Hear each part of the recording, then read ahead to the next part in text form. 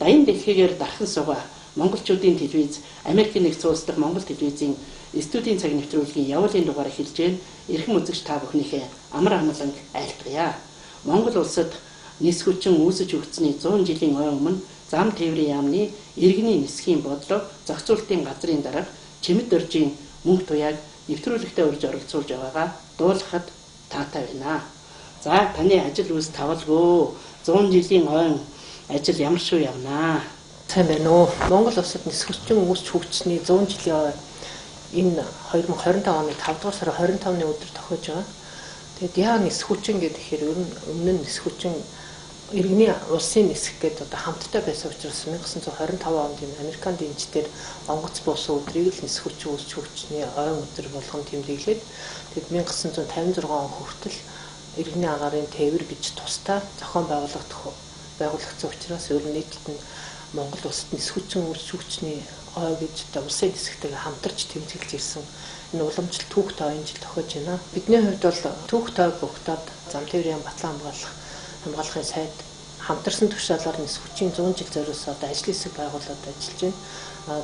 100 жилийн 5 сарын 25-ны өдөр тохиогч гэсэн юм энэ оныг дуустал нисхийн салбарыг сурталчлах түүхээс сэргээн түүх тойрхон хийсэн бүтээснээ үнэлж дүгнэх юм том арга хэмжээг үйлчлэлтэйгээр зохион байгуулж ирэх юм. За бидний энэ нэвтрүүлэг эхлээд Америкт цацагдах учраас хүмүүсийн байнга асуудаг асуултыг танаас хариулт болгож авмаар байна. Манайх тодорхойлвол мяд хизээ Америк руу нисэх вэ? 2004 оноос эхлээл энэ тухай яригдсан Вашингтон төрийн айлчил болж байхад яг энэ тухай яригдаа тэр үеийн бичлэг бас манай телевизэд хадгалагдаад байж байгаа юм л да.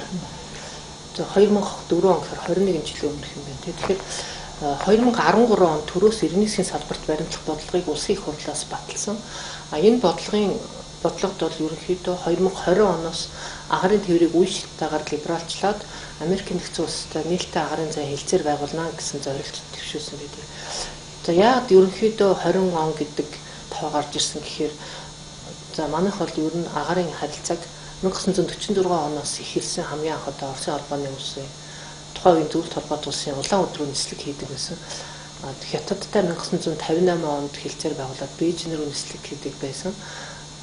Ингээд ер нь бол агаарын харилцааны хэлцээрээ яг оргил үе юм яг эргэтэн зохицуултыг 1989 оноос эхлээл өмнө нь байсан хэлцээрүүдэд шинжлэх хэлцээрийн төвшөнд байсан хэлцээрүүдэд баталгаажуулах замаар энэ хэлцээр байгуулж гисэн.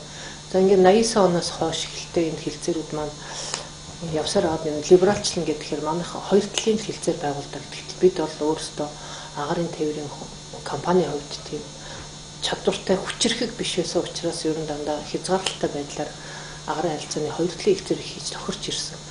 Америк нэгдсэн улстай хэлцээр байгуулна гэхээр Америк нэгдсэн улсын хэлцээр чи өөрөө нээлттэй тэр хэлцээр тэр төсөл дээр хэлцээрийг бол зөвхөн хүлээн зөвшөөрнө гэх болохоос яг хэлцээ хийгээд ингээд багтаамж, давтаамж, нислэгийн тоогоо тохирно гэсэн ойлголт байхгүй учраас ер нь ингээд хэлцээр байгуулалт бол одоо Америк нэгдсэн улс хаанаас л бол хаанаас одоо тэдний тээвэрлэгч болон тэднийхээс ирэх олгосон тээвэрлэгч бол тэгэл нисэх боломж нь нээлттэй энэ ингээд нээлттэй агаарын зай гэдэг нь энэ агуулгаараа явдаг.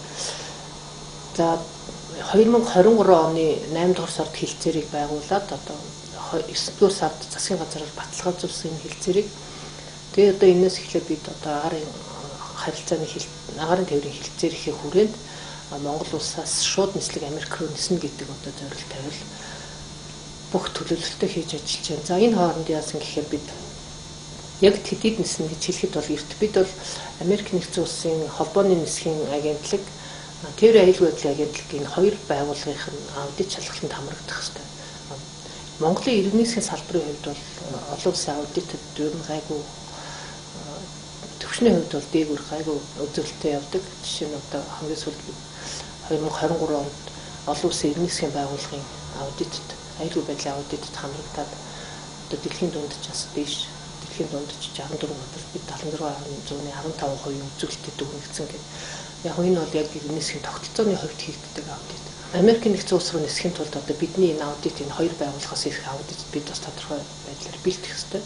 За ингэж бэлтгэхийн тулд Америкийн 129 гэдэг гадаад агаарын тээвэрлэгчийг гэрчлэгээжүүлэх дөрмийн хүрээнд бид шалгагдана. Энэ дөрмийнх нь одоо дөрмийн хэрэглээг тайлбарласан зөвлөмжтөр болохоор энэ Америк нэгдсэн улсын нутаг дэвсгэрт нислэг хийхийн тулд одоо Америк нэгдсэн улсын хуулийн зөвлөх үйлчилгээ ингээд авахыг зөвлөмж болгосон байдаг. Энэ одоо юу гэхээр тэр төрийн байгууллагууд нь шалгалт хийхийн өмнө хуулийн талаас нь зөвлөгөө үзүүлдэг компани одоо манай иргэн засгийн тогтолцоонд шалгалт хийх гэсэн үг шүү.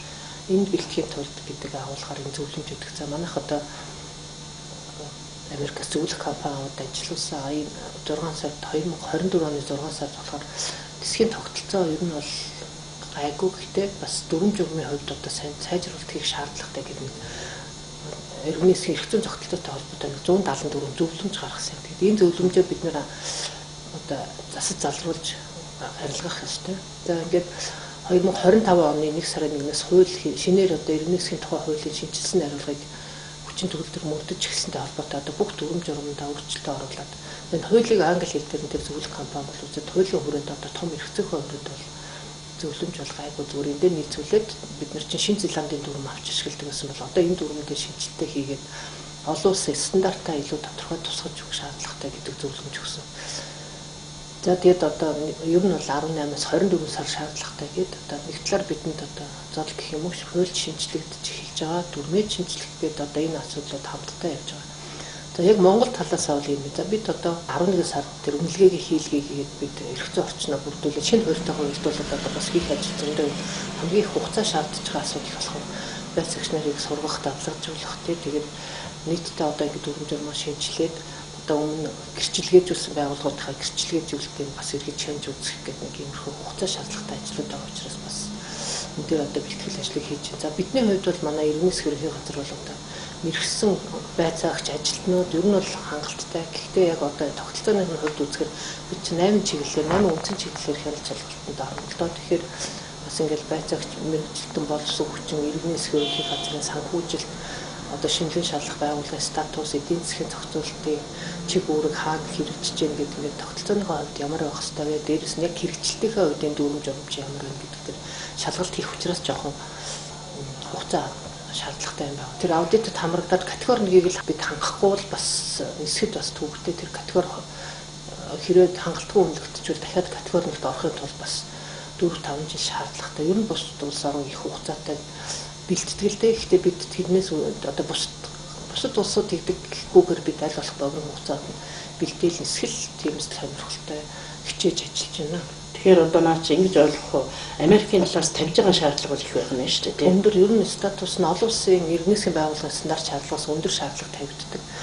Тэглээгээд яг бид мэдээч хэрэг энэ шаардлагыг даваад бид хэрэг Америк руу үзэж чаднаггүй бид иргэн засгийн салбар маань өөрөө тогтолцооны хувьд одоо өөр хөгжлийн шин шатнд гарна аюулгүй байдлыг хяналт зохицуулалтын хувьд гэсэн үг.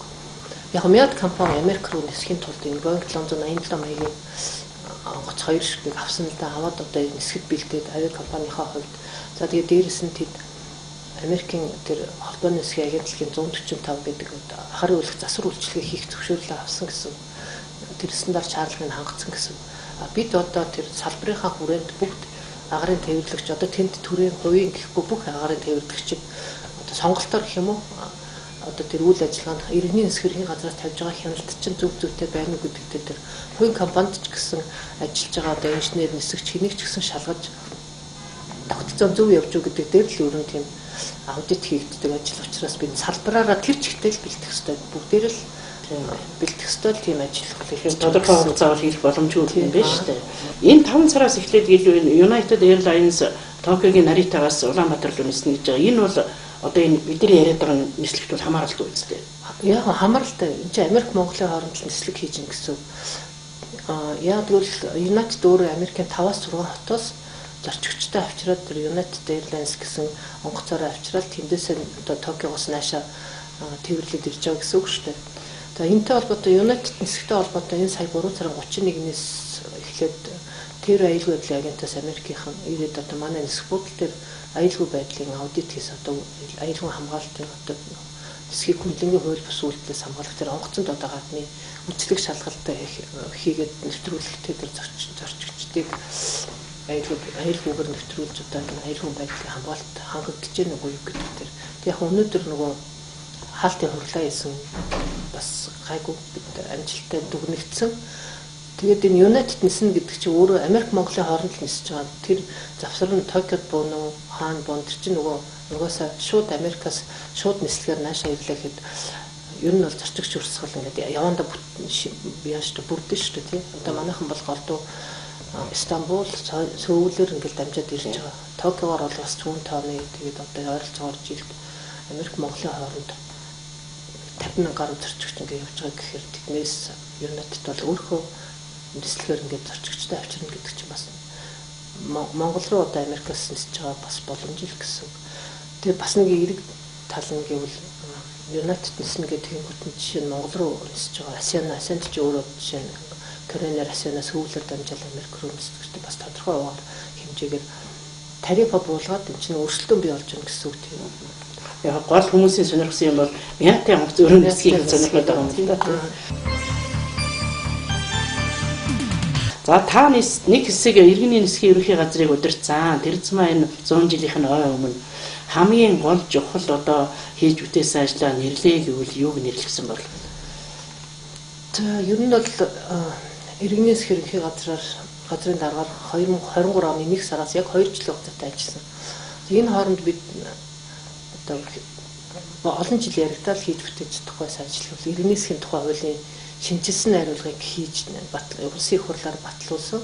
Энэ бол ер нь бол 1990 оноос хойш хууль одоо шинжилгээд 24 жилийн дараа гэсэн үг. Тэгээ энэ оноос эхэлж хэрэгжиж байгаа л да. Тэгэхээр энэ хуулийн гол агуулга нь юу гэхээр одоо хяналт зохицуулалтын чиг үүргийг үйлдвэрлэлийн чиг үүргээс тусгаарлах тийм зохицуулалт хийгээд энэ яг олон улсын иргэний нисхийн байгууллагын зөвлөмж шаардлагад нийцүүлээд иргэний нисхийн ерөнхий газар гэдэг нь өөрөө хяналт хэрэгжүүлдэг тохируулагч агентлагийн статустай. За тэгээд доор нь үйл ажиллагаа явуулж байсан нисэх бүл агаарын навигц үйлчлэгийг тусгаарлаад одоо яг үйлдвэрлэл үйлчлэгээнийх нь чиг үүргээр тусна аж ахуйн үргэлж тусгаарласан гэсэн үг.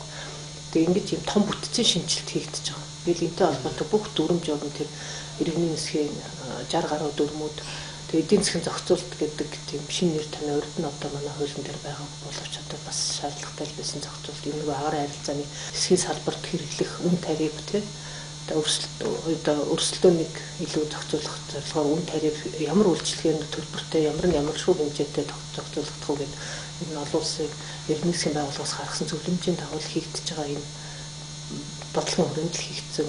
Тэгээд стандарт загвар хууль гэж гэдэг тэр хуулийн дагуу манай хуулиа шинжилсэн гэсэн. За энэ хуулинд жишээ нь иргэний нисхийн хөгжлийг шин шатанд гаргах талаар тодорхой ямар зөвлөд тусгацсан бэ? Яг нөгөө мэрэгжлийн үгээр шиг энэ үгээр тайлбарлахад ер нь үйлчилгээнд ингээ өрсөлдөөн бий болох зарчмыг бий болгосон. Үйлчилгээ одоо засгийн газрын агентлаг өөрөө тэр нисэх буудлын үйлчилгээг авч яваад навигацийн үйлчилгээг авч яваад тэгээд одоо засгийн аюулгүй хамгаалтын үйлчилгээг авч явах биш. Ер нь энэ ингээд нисэх буудал бол одоо зах зээлийн зарчмаар ингээд өсөж хөгжих ёстой. За агаарын навигацийн үйлчилгээ бол өөрөө 5 үйлчилгээнээс бүрддэг. Үндсэндээ бол нисэх буудлын дээрх үйлчилгээ нь бол яг тэр аэродром орчмын нислэгийн үйлчилгээний мэдээлэл үйлчилгээ гэдэг юм аа. Энэ гол нь манайх чинь Монгол Улсын агаарын загвар дамжин өнгөрч байгаа агаар үйлчлэг нөгөө нислэгийн зөвшөөрөл олгоод өнгөртлийн нислэг үүддэг. Энд шаардлагатай олон улсын стандарт шаардлагад нийцсэн тоног төхөөрөмж хүний нөөц нэгээ санхүүгийн чадвартай үйлчлэгээ үзүүлэх ёстой. Бас олон улсын нисэх буудлууд бас тийм шаардлага тавигддаг. Тэгэхээр одоо хуулийн гол үндсэн агуулга нь болохоор хууч одоо иргэний нисхийн газар чи өөрөө гэрчилгээжүүлэн гэх юм бэ? Одоо жишээ нь одоо би нисхийн түүхэнд баг анх удаа гэх юм уу 2021 онд одоо Баян-Уулгийн нисэх буудлын иргэний нисхийн газрын харьяа мөртлөө одоо шувуу нисэх буудлын ойролцоо одоо хогийн цэг дээр шувуу аваад гэл ингээд аюулгүй байдал хангахдахгүй боллоо гэдэг өөрийнхөө нисэх буудлыг өөрөө одоо гэрчилгээжүүлсэн нисэх буудлаа одоо зогсоож байгаа. Түүнээс ер нь бол тэрийг иргэний нисхийн газар тэр өөрөө тэр нисэх буудлын үйлчилгээ үзүүлж иж тэрийг гэрчилгээжүүлнэ гэдэг нь ашиг сонирхлын гэх юм уу зөрчилдөөнтэй. Одоо бол зүгээр зах зээлийн зарчмаар бүх үйлчилгээнүүд нээлттэй одоо тэр үйлдвэрлэл үйлчилгээний аюулгүй байдал хангаж яах үгийг баталгаажуултыг л иргэний нисхийн газраас хийн гэсэн. Энэ бол бүтцийн хувьд маш том шинжилэл.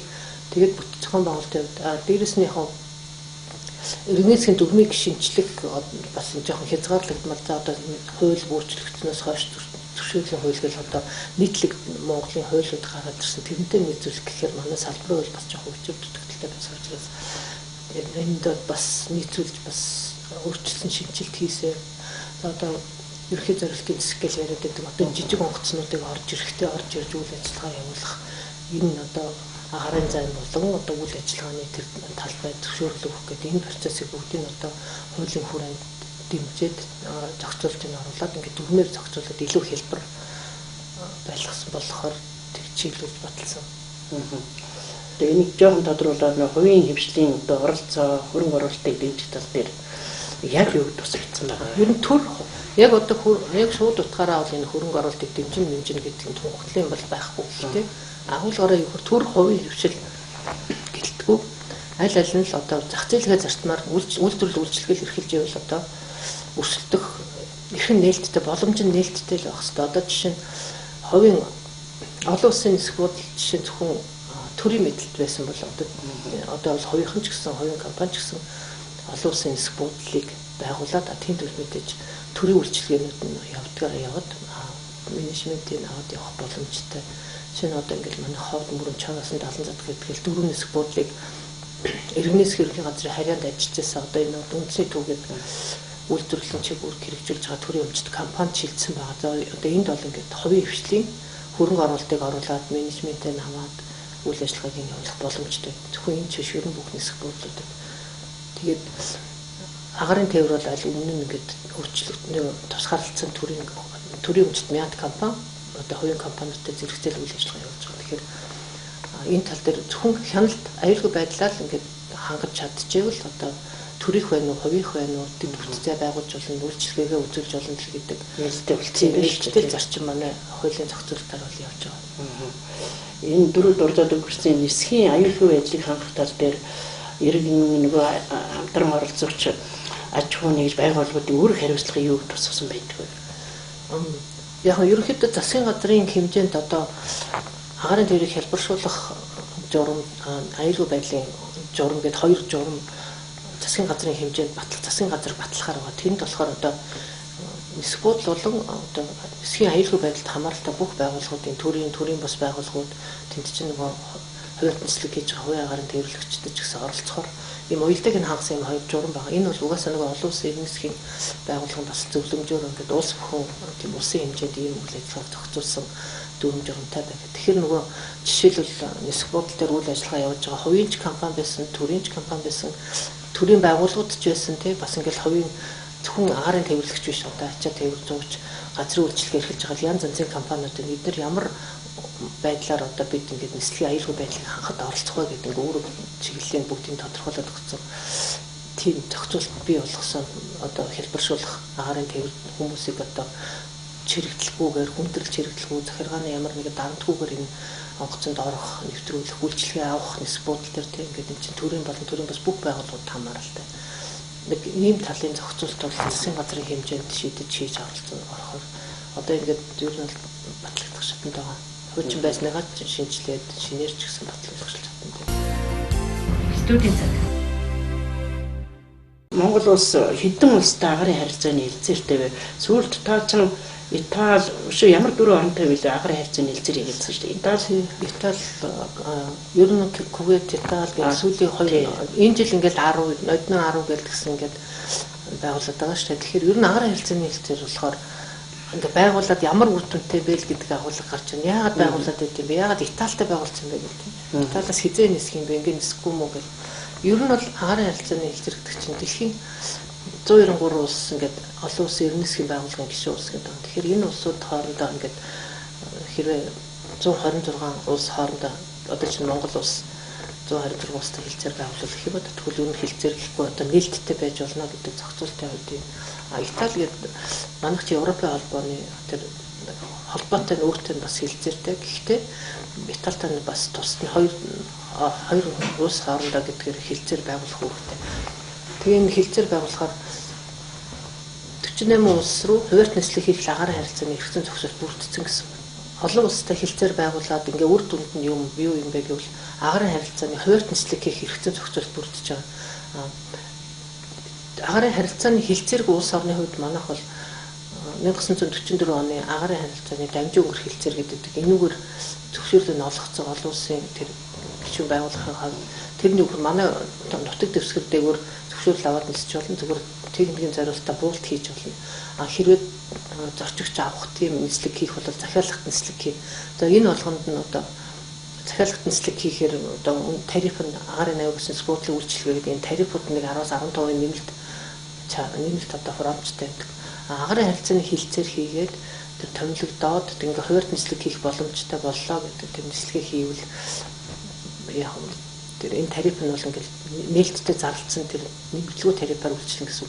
Гол нь ингээд хоёр орны хооронд хуваарь нислэг хийх боломж бүрдэн ингээд аялал жуулчлалыг хөгжүүлэх худалдаа эдийн засаг гэл ер нь агаарын харилцаа чи өөрөө ингээд хийгдчихэж хилцээр хийгдээд нислэг хийгдчихлээ ер нь бол илүү ач холбогдол нь өндөр байдаг учраас бид аль болох заримдаа манайх өөртөө санаачлан заримдаа нөгөө тал агаарын харилцааны хилцээр хийя гэдэг. Тэгээд бас гадаад бодлоготой уялдуулж явна л да. Гадаад ямны гадаад бодлоготой уялдуулж явна. Ингээд хилцээр хийдэг. Тэгэд хилцээрийн хүрээнд одоо хотын тохирдог. Одоо сүүлийн үед одоо 20 оноос хойш одоо агаарын тээврийн либералчлалыг үе шаттай хэрэгжүүлнэ гэдэг тэр төрийн бодлого байгаа гэдэг зүйл. Тэгэхээр Америкийн нэгдсэн улстай хилцээр байгуулснаас хойш ер нь бид нар бол одоо хоёр хооронд тэдэн цэг гэхээсээ илүү зүгээр одоо дурын цэгт нислэг хийнэ гэдэг. Тэр нь юу гэсэн үг вэ гэхээр тухайн үед яг одоо нислэг боллоо гэхэд одоо хоёр орны хооронд жишээ нь Италиас бид нар мөрөн рүү нисэж гэдэг юм уу Улаанбаатарлаас энэ бид нээлттэй байх хэрэгтэй. Тэгээд тэр яг агаарын төвлөрч аль цэгт нисэх гэдэг тэр нь одоо нээлттэй ойлгомжтой байхын тулд манайх бол одоо ингээд дөрвөн нисэх буудлыг олон улс ингээд орон нутгийн дөрвөн нисэх буудлыг зарласан байгаа. Дээрээс нь Буян тухай Чингис хаан гэдэг энэ үндсэндээ бид албан ёсны 6 олон улсын нисэх буудлтай. Тэгэхээр энэ олон улсын ингээд зарласан нисэх буудлынхаа хүчин чадлыг сайжруулж ийж одоо энэ хилцээрээ илүү ингээд өргөжүүлэх боломжтой л гэсэн. 48 улсын 157 цэг гэсэн юм тоо би уншижсэн шууд нислэг үйлдэх боломжтой боллоо гэсэн энэ мөн үү? Одоо ер нь бол 157 байтугай цэг. Тэрнээс илүү гэсэн. Энэ сүүлийн үед бид нар ч нөгөө нээлттэй гэдэг цэгээ тодорхой нээлттэй ороход шүү. Жишээлбэл одоо Америк руу нислэе гэхэд чи Америкч одоо 340 гаруй олон улсын нисэх буудалтай. За одоо Америкийн олон улсын нисэх буудал хот биш үү? Тэгээ 300 хот байлаа гэхэд энэ хотын аль нисэх буудал руу нисвэ гэдэг нээлттэй байна л гэсэн. Тэгэхээр чи ингээд цэглэлээр нь ингээд тооцоолж үзэхэд бас хэцүү. За ингээд манайх бол сүүлийн үед ер нь бол 2017-16 оноос эхлээд одоо нисхийг цэг тохирох бол заавал одоо энэ дөрвөн нисэх буудлаа оруулдаг болсон. Ховд мөрөн чойгоос нь 70 задахт гэдэг нисэх буудлаар нэг нь Улаанбаатар гэдэг. Тэгэл энэ цэгээс жишээлбэл Японы 6 хот руу энэ бүгдээрээс нь болно гэсэн. За ингээд Хятадын 13-4 хот тохирсон. Манайхын 4-5 хотод 5 хот гэдэг 5 цэг өгч байгаа. Ингээд энэ хооронд ч ингээд нислэгийн давтамж багтаамжийн тохирол нэг иймэрхүү байдлаар л явдаг л да. Энийг болохоор жирийн улсууд их өөрөөр ойлгоод байгаа маа. Ингээд хэлцээр хийнгүүт юу юуг нь нисчих юм байна гэж. Тэгээ энэ олон нислэг рүү ч одоо ингээд явах хүмүүс хэрэг байх уу? Сүүлдээ эдийн засаг туйлдчих юм биш үү гэсэн тийм ойлголтууд байгаад идэгтэй. Энэ заавал одоо Монголын талаас ниснэ гэсэн үг биш. Ерөнхийдөө бид нээлттэй тэр нөгөө талаас бас нисэх сонирхол. Жишээ нь манайх ч одоо Герман, Европын холбооны 18 улстай нэг хэлцээртэй байхгүй. Тэгээд хоёр талын хэлцээртэй. Тэгээд нэмэх нь тэр Европын холбоотой нь өөртөө одоо нэг нийгэмлэгтэй манай засгийн газар хэлцээр байгуулсан гэсэн 2009 онд байгуулсан юм хүчинтэй хэлцээр. Тэгэхээр энэний хүрээнд жишээ нь Итали өөрийнх нь одоо өөрөө Итали манайхтай харилцаатай. Тэгвэл жишээ нь Германтай хэлцээртэй. Тэгэхэд чинь Италийн агаарын тээвэрлэгч Германаас манайх руу нисэж болно. Одоо манайх Франкфурттэй. Ингээд эргэтүүн нөгөө талд арай нээлттэй. Манайх бол угаасаа ганц талд нь л болж байгаа шүү дээ. Тэгэхээр яагаад энэ Италитай жишээ нь Европын холбоо өөртөө хэлцээр байгуулъя гэдэг юм хэрэг бидний сонирхол угаасаа заавал Итали дээрээсээ биш Итали одоо юу гэдэг Франкфурт гэдэг дамжаад наашаа ирэх нээлттэй байгаа учраас нөгөөдөл чинь бид нарыг бодоод 2-3 цэгээс өөр бусад хаанаас ч гэсэн олоод зорчигчаа аваад ирэх боломжтой гэсэн үг. Ийм учраас тэд нэр ингээд хүсэлт тавихаар бид нар өгөө танахтай байгуулах татгалзах байдлах учраас тэгэл судалж байгаа л байгуулна ямар хэмжээнд вэ гэдгээ тооцоолж судалж байгаа л байгуулна л гэсэн үг тийм. Ингэж явдаг зарчим нь. За танаас нэг догч мэдээлэл сонсъё. Яг одоогийн хашиж байгаа энэ зам тээврийн яамны иргэний нисхийн бодлого зохицуулалтын газраас нисэх хүчний 100 жилийн зориулаад бодлогын чанартай ямар ажлууд хийж байгаа бол? Ер нь бодлого гэдэг маань одоо чинь засгийн газрын үйл ажиллагааны хөтөлбөр дээдлэлтэй зан гэдэг даа. Тэгээд энийг тухайн 4 жилд ингээд хэрэгжиж явдаг мэдээж одоо алсын хараа 20-50 гэдэг үндсэндээ бичиг баримт шүү дээ. Энийг. Тэгэхээр иргэний нисэх ерөнхий газраас одоо ямар бодлогын хувьд ийм асуудал хэрэгжүүлэгч гэдэг юм уу тийм зөвхөн ирнэсгч биш өрн ингээл агарын тээврийн компаниуд ч гэсэн бид нар ийшээ тийшээ нисээ нислэгээ ингэж өргөжүүлээ ингээд одоо татвараас чөлөөлөгдөх бидний санхүүгийн хувьд дэмжлэг үзүүлэх гэл одоо энэтэй холбоотой бүх асуудлууд яг нисхийн салбарын асуудлууд болон бусад салбартай энэ нисгээр уялдах асуудлуудыг энэ яамны энэ ирнэсгийн бодлого зөвтөлтэй газар хариуцсан хэрэгжүүлж байгаа юм л да. Жишээ нь ингээд за одоо сүүлийн үед гэх юм бол 2023 онд одоо цар тахлын дараа одоо агарын тээвэрлэгчдийн эдийн засгийн байдал маш муу хүндрэлтэй байна гэл одоо энэ газар дээр жишээ нь 145 тэрбум төгрөгийн нэг хөнгөлтэй зээл агарын тээврийн байгууллагууд компаниудад олох тэр нь болохоор төрийн хувийг гэж ялахгүй шүү дээ одоо тийм тэр асуудлыг ингээл хариуцсан зохицуулж байгаа энэ бодлогын газар одоо энд бол иргэний эсрэг газар оролцох тийм боломж байхгүй. За дээрэс нь бас л цар тахлаас болол нь орон нутгийн нислэгч чинь тэр чигтээ баг зогсон байдалд орсон. Тэгэхэд одоо энд байгаа энэ иргэний эсрэг бодлогын газар энэ орон нутгийн нислэгийг нэмэгдүүлэхийн тулд яах вэ гэдэг ингээл тодорхой хугацааны бодлогоор одоо мяд компаниг одоо нийгмийн хариуцлага нэг талаас нийгмийн хариуцлага нөгөө талаас одоо олон улсын доктортой нислэгийн үйл ажиллагаа явуулж байгаа эдийн засгийн хувьд бас арай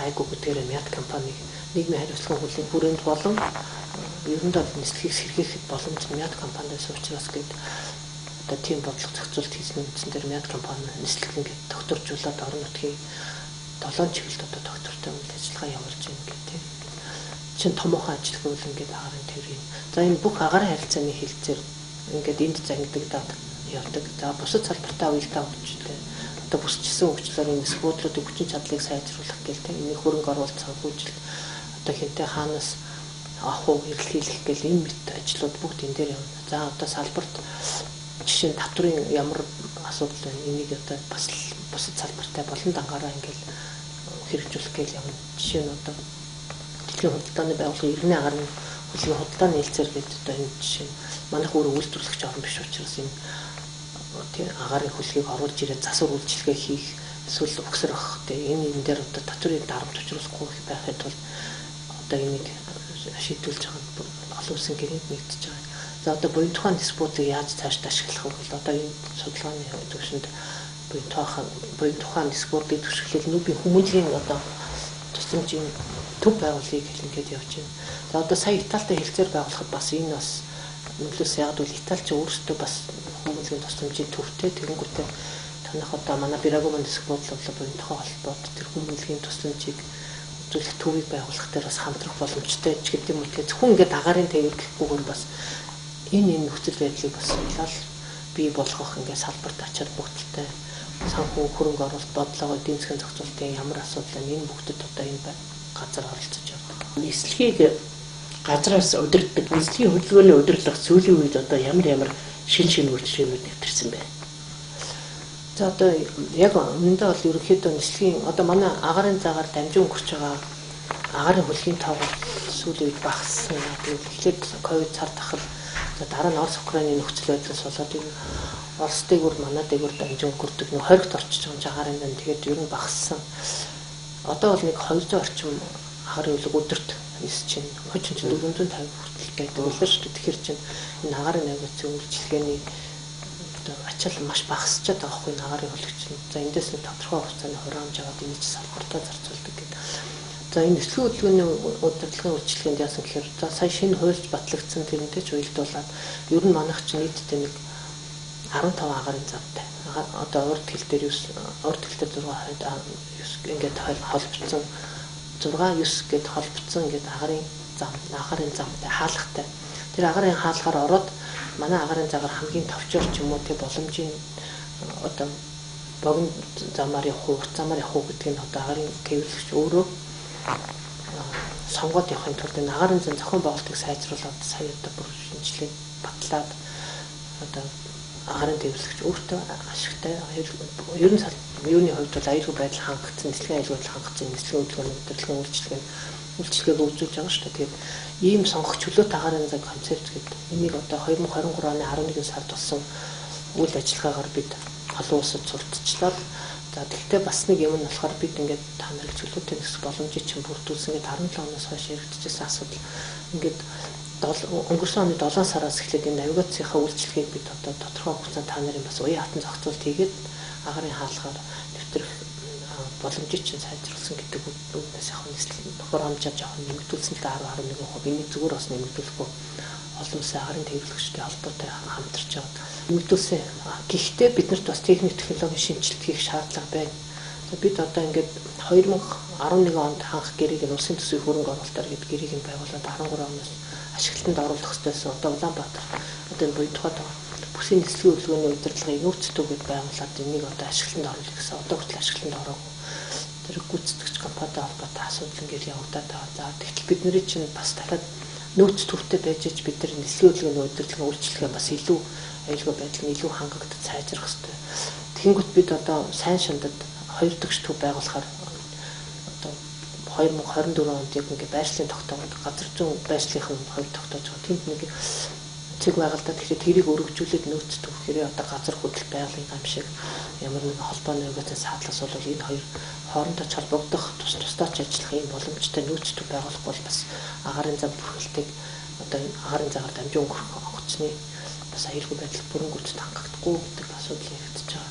За манайх 23-4 ондынхан бас нөгөө автомат хамгаалалтын ажилтны систем гэдэг сансрын аймагт тулгуурласан EDSP гэдэг ийм систем суйрлуулад одоо Монгол Улсын агарын цаг одоо бүрэн хэмжээнд одоо 98% одоо бүрхэж хааж онгоцыг харж ажиглаж удирдах боломжтой гэсэн ийм бүрдүүлсэн хамгийн сүүлд 24 онд одоо ингээд баян үлгийн хавьд байсан агарын цагт бүрхэлтийн бүрэн хангасан гэсэн. Гэхдээ л одоо бидэнд техник технологийн шинжилт хийх хэрэгцээ шаардлага хэвээр байгаа. За гендертэй холбоотой асуулт байна. Энэ нисхийн салбарт ажиллаж байгаа эмэгтэйчүүдийн оролцоог нэмэгдүүлэх дэмжих тал дээр та эмэгтэй удирдагчийн хувьд ямар байр суурьтай байдаг вэ? За ерөнхийдөө энэ одоо яамд би чинь газрын дараагаар ажиллаж байгаад 2 жил тийш очиод ажиллалаа л да. Тэгсэн чинь яамд байхад бол яг би гендерийн салбар хоолойны гишүүн гэдэг би явдаг л байсан. Тэгтээ яг нөгөө тэнд чинь одоо сүүлийн нөгөө нэгдсэн үндэсний байгууллагын доктортой хөгжлийн үйлчлэгээр хөдөлгөөл нөгөө 17 зорилтын нэг нь гендерийн тэгшээдлийг хангах гэдэг. Манайхан ч ер нь гендер гэхээр угаасаа зам тээврийн салбарын онцлогод дандаа эрэгтэйчүүд голдуу, удирдлагч гэсэн эрэгтэйчүүд голдуу тэгэл ийм л ажилтдаг гэсэн.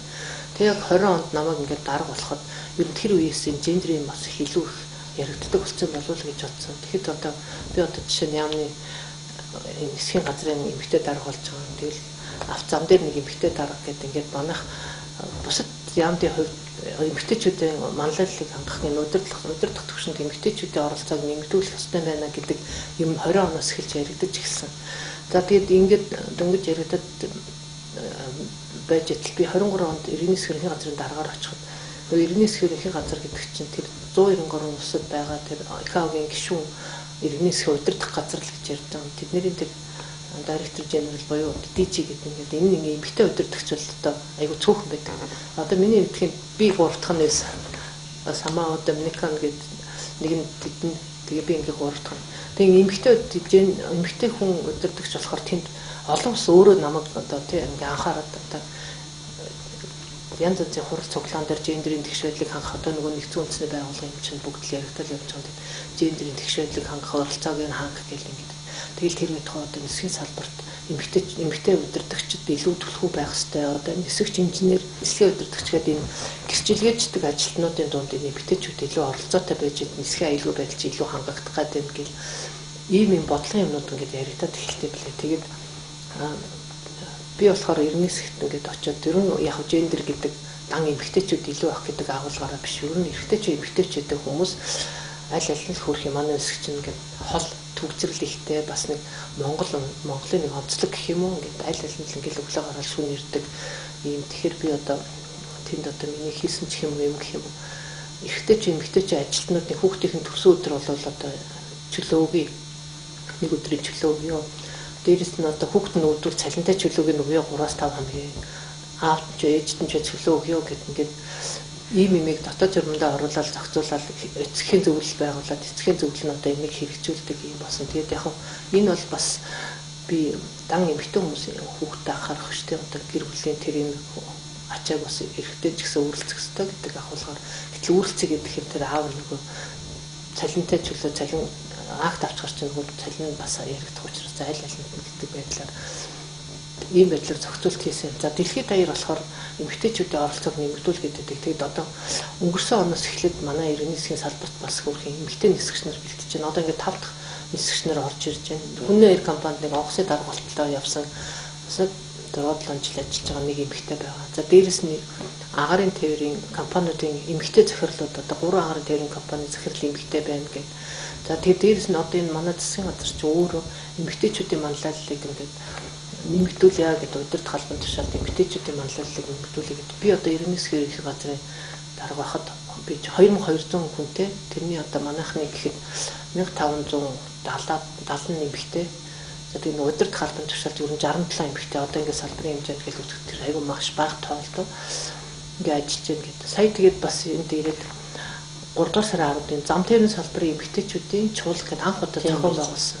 Тэгээ энэ бол нисхийн 100 жил болон автоэврийн 100 жил зориулаад тэгээд ер нь эмэгтэйчүүд бид нар өөр ямар төвшөнд ямар оролцоотой байгаа юм бэ гэдэг. Тэгээд гендерийн үндэсний хорооноос ч гэсэн бид нарт ирж сайхан лигцтэй байсан.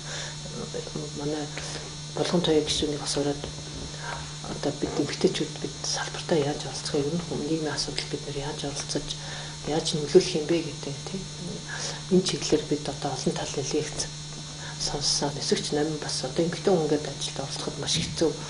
Мэдээч хэрэг нисгч ялангуяа гэрээ хаяал орхол явчихж байгаа бас хүндрэлтэй асуудал байгаа талаар ярьсан. Тэгээд тэр эмэгтэйчүүдэд маш их таалагдсан. Яг тэгвэл тэд нар ч өөрсдөө хөрхийн биднэрт хүндрэл байгаа гэдгийг мэдж байгаа ч гэсэн бид тийм учраас бид ажиллахгүй ч гэдэг юм бид нар ингээд оролцохгүй юм байна гэдэг байдлаар сэтгэл адилхан өмөр зэрэгцээл зүтгэж байгаа зүгээр яг гэр бүлийн амьдралын их хүндрэл эмэгтэйчүүдэд байдаг учраас гэдгийг бид бас адилхан хөгжих ёстой, дутхгүй хөгжих ёстой. Бас эмэгтэй удирдагч нарыг нэмэгдүүлвэл тэр тухайн салбарт нь бас их ач холбогдолтой юм аа нийгэмд нь чиглэсэн асуудал тийм янз янзын байдлаар бас хэрэгтэй болов гэдэг үгнээс энэ чуулган бол бас их амжилттай бас. Ер нь зам тээврийн салбарт нийтдээ манай нисхийн салбарт болохоор нэг 37% эмэгтэйчүүд ажилтдаг нийт ажиллаж байгаа. Зам тээврийн салбарт унжлаад үзэхээр 34% эмэгтэйчүүд гэдэг тийм хэлээ. Зам тээврийн салбарын эмэгтэйчүүдийн авдгаар чуулган дээр тэр Боингийн 2 дугаар нисгч нам ингээд эмэгтэй илтгэл тавьсан байгаа шүү дээ. Тэрэн дээр ингэсэн байсан. Нисхийн салбарт ажиллаж байгаа эмэгтэйчүүдийн 38% нь салбараа орох, ажиллаа орох бодолтой байдаг. Шалтгаан нь бол одоо гэр бүл, ажил амьдралын тэнцвэргүй байдал, ажлын байрны одоо сөрөг соёл гэсэн байсан. Энэ одоо тий 38% гэж бас их тоо байгаа даа. Энэ дээр одоо бодлого байна уу? Тэгэхээр тэр юу дундаж судалгаанаас ямар нэг үнэлттэй л хэлсэн байх л та. Тэгэхээр ер нь бодлогын хувьд гэдэг би бас түүх яг хөө эмэгтэйчүүд ажлын байранд эмэгтэйчүүд одоо ядчил жишээлбэл одоо өөрөөсөө эхлэхэд гэдэг байхгүй эмэгтэй дарга болоод очихоор айгүй сөрөг хандлагатай. Энэ одоо би надаас баг юугаараа илүү болоод одоо бид нар нэг л адилхан одоо жишээ нь нисхийн сургууль сурж байсан ч гэдэг юм нэг л адилхан салбарт энэ тэнд хамт ажиллаж байсан одоо яагаад энэ ингэ болчлоо хамгийн түрүү өөсөв хайдаг. Өөсөв хайгаад яг хөө мэдээд бүгдээрээ биш л дээ 100 тонны хүмүүс өөсөв хайгаал ингээ буруутгах гад муудах гад яаж энийг унтрааж утаах уу гэдэг тэр хандлагаар ханддаг. Энэ бол аюу муухай соёл. Гэтэ би бүх эрэгтэйчүүд гэж байгаа биш маш 100 тонны. Гэтэ нэг нь нэгдэхгүй бас тэр бол салбар дах буруу соёл. Тэрийг бол одоо ойлгох хэрэгтэй. Эрэгтэй эмэгтэй хоёр хүн байхад эмэгтэйд нь биш эрэгтэйд нь эхлээд одоо чинь байрны хөнгөлт үзүүлэгч шиг юм тий одоо яг гэвэл тэр өрхийн тэргүүн одоо эрэгтэй эмэгтэй хоёр хүн адилхан 15 жил ажилласан бол эрэгтэйд нь төгөлж байхгүй байрны хөнгөлтийг гэх юм уу яг хөө ингээд бичгтэйг өмөртлөө нэг тийм байхгүй ш байгаа тэрийг бол үүсэхгүй. Манай нэг салбарын ганцхан сайн онцлог нь юу гэхээр эрэгтэй эмэгтэй хүнд адилхан цалин олгодог. Тэр адилхан ажлын байранд адилхан цалин олгоно гэдэг зарчим бол хэвээр үржилж байгаа. А зүгээр яг ажил дээр ингээд онцлогын хөвчөнд хоёр адилхан мэрэгчлэн байхад эмэгтэй нь илүү ажиллаад одоо тий адилхан ажил хийдэг баг. Одоо эмэгтэйгээс нь илүү их юм ч юм ядчил нөгөөх нь илүү бүтэм сайтай ч юм уу. Нэг тиймэрхүү бас байдал ажиглагддаг байдаг. Тэгэд одоо тийм ч учраас бид одоо энэ эмэгтэйчүүдийн чуулганаар гол үндсэн асуудал нь юу гэхээр ер нь эмэгтэй эрэгтэй хүмүүсийн ажлын байрны орчин нөхцөл тэр энэ ёс зүйн чинь адилхан хэмжээнд байх ёстой гэдэг тэр зарчмыг бид өөртөө гаргаж тавихгүйн тавих бай гэх. За дээрэс нь нөгөө төрийн албан агчийн ёс зүйн хууль гэдэг байгаа шүү дээ. Энэ чинь ажлын байрны дарамт шахалт гэдэг. Гэхдээ би бас орчин үеийн хандлага бас арай өөр ер нь одоо орчин үеийн залуучуудын хандлага бол бас адилхан хөрхийг нэгэндээ хүндэтгэлтэй тэр ажлын байранд тийм. Тэгэхээр дээрэс нь яг бид нар янз бүрийн зөвлөмж гэх юм уу. Ер нь бол Одоо чи нөгөө төрийн бас байгууллагын хууль өөрчлөгдөд арай өөр өргөн хүрээнд бас нээлттэй болсон. Тэгэхээр зэрэг эмэгтэйчүүдийн мэрэгжлийн байгууллагууд байгуулад одоо эмэгтэйчүүд чинь зөвхөн үнцэн ажлаа хийлээ за одоо тэтгэврт гарлаа багшлан янз янзын одоо хуулиар зөвшөөрөгдсөн хэмжээнд хийх ажил төрлүүд байвал бас тэр төрийн бас байгууллагаар хийх боломж юу гэхээр тэр эмэгтэйчүүд чинь бас илүү чадвартай авах. Одоо манай жишээ нь нислэгийн хөдөлгөөний удирдагч эмэгтэйчүүд чинь 45 таадаа ингээд тэтгэврт гарчихсан. 45 таа хүн тэтгэврт гарна гэдэг чинь зөндөө дахиад ажлын потенциал 30 жил ажиллах юм нь бол боломж юм шүү дээ тий. Тэгэхээр тэр хүн чинь тэгээд гараад зүгээр л өөр хамаагүй ажиллах юм. За түрүү дурдаад өнгөрсөн DG гээд Director General гээд энэ тухайн улсынхаа одоо иргэний нисхийн бодлогыг барьж яваад идэг эмэгтэй удирдагч нар гэж хэлсэн. Энэ олон улсад ер нь 2-3 хүн гिचүү тий. Нэг нь таа байгаа. Товор тохиолдол шүү дээ. Дэлхийн хэмжээнд 2-3 хүн байна гэд энэ DG-ийн тухай жоохон тодруулаач. Гэхдээ яг олон улсын иргэний нисхийн байгууллагын гишүүн байгууллага гэдэг манайх 1989 онд олон улсын иргэний нисхийн тухай конвенцэд нэгдээд тэгээ энэ олон улсын иргэний нисхийн байгууллагын гишүүн болсон. Энэ бол бүр 44 оны Чикагогийн конвенцийн хүрээнд байгуулсан байгууллага. Энэ байгууллага нь агуулга нь нөхөр одоо ер нь конвенцийн агуулга нь болохоор аюулгүй үр ашигтай иргэний нисхийн тогтолцоо бүрдүүлгээд. За манайх нэг хэсэг ингэж жоохон туйлшраад ер нь аюулгүй л байх хэрэгтэй гэдэг үр ашиг бол дараа. Гэхдээ тэр аюулгүй байдлыг хангахын тулд ингээд аюулгүй байдлыг хангах ёстой хангахын тулд энэ санхүүгийн чадвартай байх хэрэгтэй. Одоо энэ агарын тээвэрлэгч нисэх бодлын үйлчилгээ эрхэлдэг энэ олон улсад дээрээс нь энэ чинь үр ашигтай байх хэрэгтэй. Юу гэж ашиггүй бизнесийг ингээд хүүлэн дэмжих үү те. Тэгээ бас нэг ийм байгууллагын гишүүн байгууллага чинь өөрөө тэр DG гэдэг чинь тэр одоо иргэний нисхийн салбарын 193 улсын хувьд нисхийн салбарын хамгийн том одоо албан тушаал юм байна л да. Гэхдээ мэдээж дээр нь одоо тээврийн сайд нарын уулзалт, нисхийн сайд нарын уулзалт гэл том одоо шийдвэр гаргах төвчний бодлогын төвчний том хурлууд тэрэнд ач холбогдлогоо зохион байгуулдаг тийм. Гэтэ яг энэ DG гэхээр яг бас онцлог юм байлаа тийм. Би бол нэг удан гэж бодож очоогүй намайг ч цэлгээ ажилласан. Тэгээ яг би энэ сайнтай ч биш яг хувь заяаны тохиолдол гэх юм уу надад нэг 2 жилээр нисхийн салбарыг удирдах боломж олдсон. Тэгээд яг ач холбогдол ачаал маш ихтэй. 2200 хүнтэй л би одоо агентлаг нь өөрөө нэг 198 хүнтэй за 8 хүнтэй тэр шинжилэн шалгах албар. За тэгээд 2090 хүнтэй том үйлдвэрлэлийн салбар байгаа хгүй юм чинь бүх орон нутгийн нисэх бодол 21 нисэх бодлын нэг энэ доор гэж байна. Агарын навиг зөвлөлтийн байгууллага байна гэдэг. Би ч ковидын дараа үеийн хин DG болоод ингээд очихоор олон улсын хууль зохиолын дээр яадаг вөхөр ер нь бол хамаагүй хаасайг бол гендрийн асуудал яригдчихэж байгаа хаасаа нөгөө Z үе орчин үеийн шинэ генерашныхын талаар яригдчихэж байгаа. Дээрээс нь ковидын дараахын доктортой байдал дэлхийн салбарын аюулгүй байдлыг хангахын тулд ингээд одоо улс орон бүгд л одоо анхаарах хэрэгтэй. Одоо хууль эрх зүйн гэхээс өмнө л ерөөсөө л одоо тэр нийгэм чиглэсэн тэр гендрийнхээ тэгш байдлыг хангасан энэ одоо доктортой хөгжлөө хангах чиглэсэн л ийм үйл ажиллагаанд анхаарч ил гэдэг уриалга гэдэг. Одоо энэ экогийн уриалгач өөрөө одоо нэг ч улсыг ардаа орхихгүйгээр л зэрэг ижил тэгшл хамт хөгжийл гэдэг уриалга зүйлийн үеийн төрчм ингэж л явж байгаа. Тэгэхээр бас нэг тийм онцлог тэрийг илүү их мэдрэх боломж олдсон юм. Студент цаг. За ингээд ер нь одоо ингээд нисхийн мэргэжлийг бас нэг хэмдэртэй хүн сонгоод тэр цаа эмэгтэй хүн сонгоод авчихгүй байх. Санкт Петербургийн нисхийн академид манайхаас хэр олон хүн одоо суралцсан бэ? Ингээд та яагаад энэ нисхийн мэргэжлийг сонгож авах болсон? Би ер нь бол 1-р сургуулийн 5 анги төгссөн. Тэгээд би ер нь нисгч болъё л гэж боддог байсан. Ер нь эхнээсээ яагаад вэ? Тэгээд одоо манай ээж авч нэг нь бол юм чинь нэг хүн юмч. Тэгэхээр би одоо нисхийг л их сонирхдаг байсан. Тэгээд гэр одоо биокомбинаттайсэн. Тэгээд нөгөө онгоц нисээ дээгүүр явахаар би нисгч болъё л гэж боддог байсан хүүхэд тавтай. Тэгээд 1-р сургуулийн 5 анги төгсөөд эхлээд би багшийн дэдийн математикийн анги авсан. Математикийн одоо л математикийн багш болох байхгүй. Тэгээд би ер нь нисхийн сургууль аавна гэж сонирхож байгаа тухай нисхийн дунд сургуулиар солиод сургуулиуд хуваараа тэгээд би одоо энэ хуваарийг авахгүй гэж байгаа. Тэгээд гадаадын хуваар авах одоо эрх амны нээлттэй үлдэж байгаа байхгүй. Тэгээ би Санкт Петербургийн нисхийн дунд сургууль анх очив. Тэр нэг агарын тээвэр зохион байгуулалт мэргэжлэр суралцаад тэгээ тэнцээ эхлээд миний өмнө нэг 10 хүүхэд очсон юмсан. Би 3 дахь үед нь очсон юм байна. За одоо ингээд агарын тээвэр зохион байгуулалт мэргэжлэр төгссөн. За дараа нь би Санкт Петербургийн нисхийн актанд эмэгтэй хүн авдаггүйс ер нь сасч ирсэн байна. Тэгээ би Мятад 6 жил агаар үйл үйлчлэгчээр ажилласан. Нөгөө агарын төвөр зохион бол 2 мэргэжлэр төгсөн гэсэн. Тэгээд дараа нь би тэр нисхийн актанд анх эмэгтэй хүн авдаг болоход төвөр зохион байгуулалтаар миний дээдлийн курсыг хойцсон. Би бол хамгийн анхны эрх зүйч мэргэжлэр хамгийн анхных нь эсэлтийн тэнд нь очиод төгсөөд одоо 46 хүн төгссөн тэр анхныхаа. Тэгээ би тэр нисхийн актадемиг эрх зүйчээр төгсөж байсан. Тэгээ ерөнхийдөө тооны анги төгсөн хүмүүсд инженер л болох хэрэгтэй шүү дээ. Тэгээ тэр угаасаа тэр нисхийн тэр инженерингийн сургуульд бас тэр хүмүүнлэгийн эрх зүйч мэргэжлэр сургаж байсан. Тэгээ тэр нь ингээд бас таарад одоо би ингээд төгссөн. Гэхдээ би ер нь агарын харилцааны эрх зүгээр илүү мэргэжсэн төгсж ирэл нисхийн салбарт гэрээ эрх зүй, бодлогын газар, иргэн засгийн газрын гадаад харилцаа бодлогын газар гэж анх байгуулагдчихсан. Тэнд ажиллаад тэгэл гэрээ эрх зүйгээл одоо даатгалын харилцаа, агарын төвөргөл агарын харилцаа тал руугаа. Тэгээ энэ олон улсын гэрээ конвенцэд нэгдэх юм. Ер нь бол 2001 оноос хойш дандаа миний хэрэл явсан.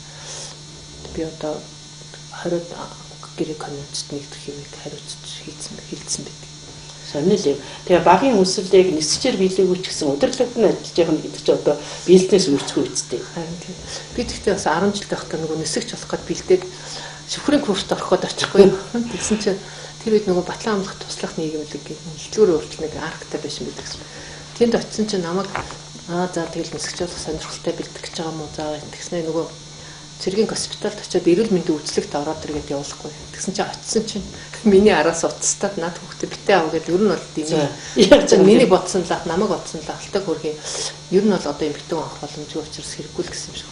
Тэгэхээр намайг ирсэн дуудахгүй очисон чинь та нөгөө юу байсан? Нүдний хараагаар хасагдцаа ингээд. Тэгээ би амар их гутарчсэн тухай үед ирсээр гэдэг юм уу тийм. Тэгсэн хараагаар хасагдчихлаа гэдэг. Тэгээ нисхийн дундад орохоор чинь тэр хараа мараа бүх юм аягүй сайн үзэж харж аав шүү дээ. Одоо хүртэл би нүдний шил зүүдгүү тэгээ тэр бол жоохон тийм л байсан болоод бодлогоор намайг явуулаагүй юм болов. Энэ хүн яг шүхрээр явснаас бас тийм мэдгүй юу гэж бодсон юм. Ямарсан дэмжээгүй. Тэгээ дараа нь би нисхийн дунд төгсч хүрээд ирсэн чинь тэр намайг тэгж явуулсан хүн манай боловсрууччин болцсон суужсэн. Тэгэхээр намайг би чамайг аягүй сайн таньдаг хүн байна л гэдсэн. Ер нь бол тийм хэрэв би тэр тухайн шүхрээрээ явсан бол бас нисгэж болох ч байсан юм мэдгүй. Сонирхол юм байна. За ингээд тун удахгүй Монгол улсад нисгүүчин үүсч өгсөний 100 жилийн ой болно. Та хамт олондоо мэрэгжил нэгт нөхдөө сэтгэлийн сайхан өмхөх боломжийг олгож байна. Манай салбарын онцлог үүдээ. Одоо 2001 оноос эхлээд манайх чинь анх Boeing маягийн онгоц авах гэдэг Boeing 757 маягийн онгоц авах гэл тухайн үед одоо Мят компани Сиэтлд Боингийн сургалтын төв дээр аягүй олон хүмүүс ажиллаж сургаад одоо инженер нисгчнэраа бэлтжижсэн. Тэрнээс уламжлаад ч юм уу ер нь манай нисхийн салбарх их Америк руу гарсан шүү. Одоо энэ тэнд ажилтیں۔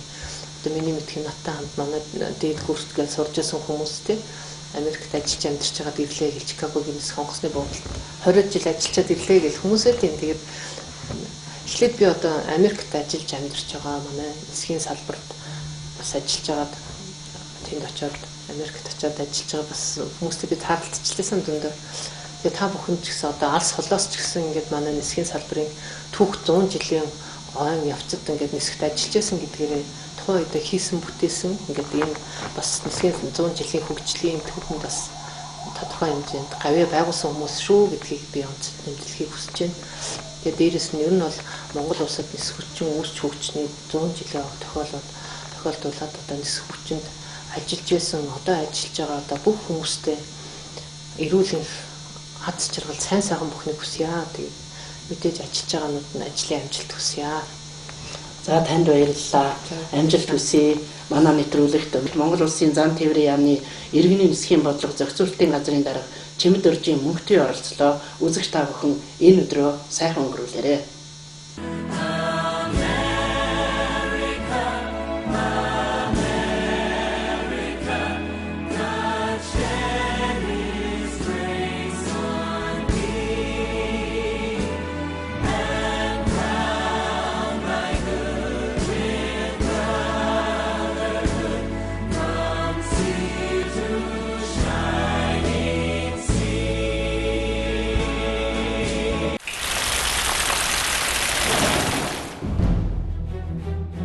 Дэлхийгээр тархан суугаа монголчуудын зар мэдээ мэдээллийн нэгдсэн төв orlo.com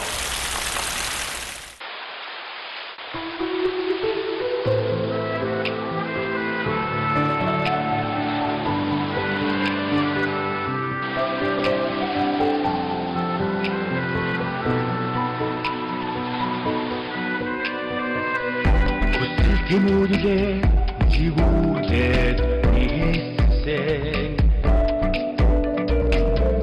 Холиудын ингээд бүрясэлсэн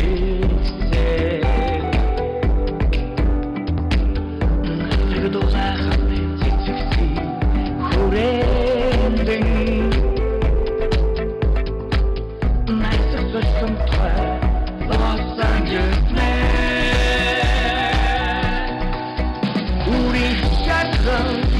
Toyag gözüpsen Uzmanınsın hasut sürdürde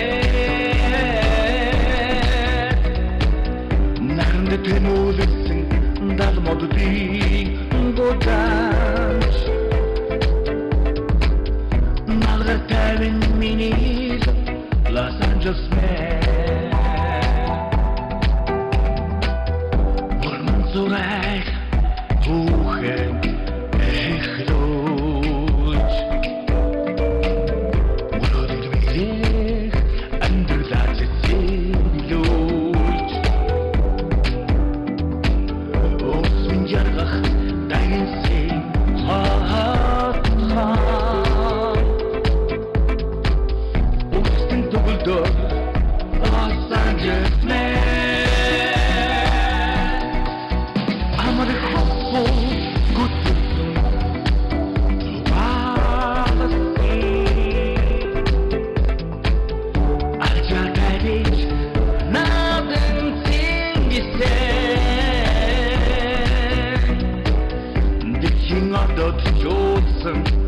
Аскари мудеш